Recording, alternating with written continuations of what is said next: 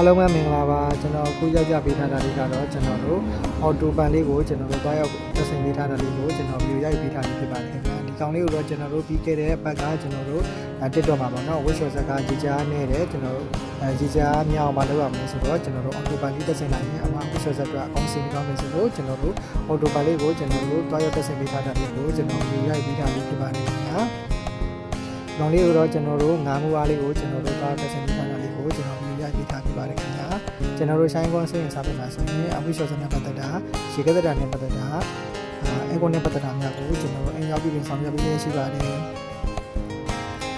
ဒါအပြင်ကျွန်တော်တို့ဆိုင်ကွန်စိတ်ရင်စားပေးမှာဆိုရင်အဲကွန်ပရန်မျိုးမျိုးစုံကိုလည်းကျွန်တော်တို့စီမံရရှိနိုင်မှာဖြစ်ပါတယ်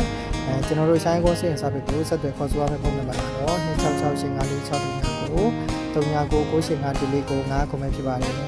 လိုလေးကိုဆုံးဖြတ်ကြည့်ပြီးတဲ့အတွက်အားလုံးကိုကျေးဇူးများ